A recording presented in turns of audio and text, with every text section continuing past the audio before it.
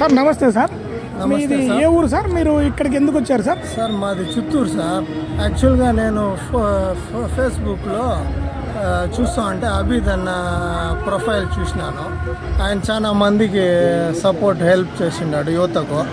సరే ఒకసారి కలుస్తామని ఈరోజు కమలాపురంలో మీటింగ్ ఉంది, వస్తాడని తెలుసుకొని ఈరోజు వచ్చి ఆయనకు అభినందనలు తెలిపినాను సార్.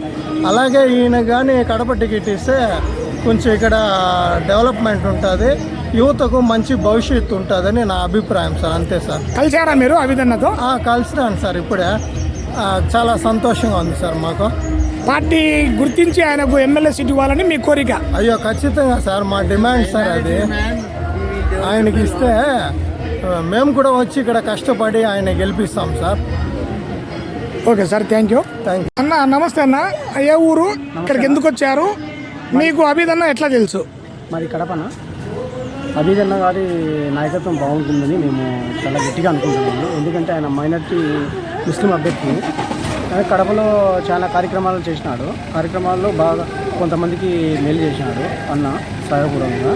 అటువంటి వ్యక్తి ముస్లిం మైనార్టీ సీటు కోసము పోరాడుతున్నాడు కడప. తర్వాత 70% ముస్లిం ఎక్కువ ఉన్నారు కడప. అదే ముస్లిం కన్నా టికెట్ ఇస్తే ఆ 70% అన్న రాబట్టుకోవడానికి అవకాశం ఉంటుంది. దీని ద్వారా అన్న గెలిచేదానికి కూడా కడప ఖచ్చితంగా గెలిచేదానికి అదే ఉండొచ్చు. దానివల్ల మేము అన్న కోసం మేము సపోర్ట్ చేస్తున్నాము. ఓకే, అయితే అమీదన్న గారికి ఎమ్మెల్యే సీట్ ఇవ్వమని మీ కోరిక? ఎమ్మెల్యేకి ఇస్తే ఖచ్చితంగా గెలుస్తాడని మాకు నమ్మకం గట్టిగా ఉంది. ఓకే భాయ్, మీ కోరిక నెరవేరాలని ఆ భగవంతుని కోరుకుంటాం. సార్ మీరు ఏ ఊరు సార్? ఇక్కడికి ఎందుకు వచ్చారు? మాది కడప అండి. నేను గత 3 సంవత్సరాల నుంచి అబీద్ బాషా షేఖ్ని చాలా దగ్గర నుంచే చూస్తున్నాను. ఆయన చేసేటువంటి కార్యక్రమాలు, ఆయన సమస్యల మీద స్పందించే తీరు, ముఖ్యంగా రవీంద్రనగర్ ఏరియాలో గుర్రాలగడ్డ ప్రాంతంలో, బుగ్గవంక పరివాహక ప్రాంతంలో చాలా ఇబ్బందులు ఉన్నాయి.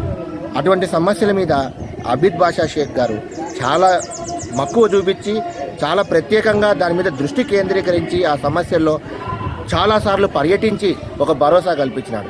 ఇటువంటి నాయకుడు, మరీ ముఖ్యంగా ఒక మైనార్టీ యువకుడు కడప నగరానికి ఎమ్మెల్యేగా అవుతే ఇలాంటి ఎన్నో సమస్యలు కడప నగరంలో పరిష్కరించబడతాయని మా గట్టి నమ్మకం అండి.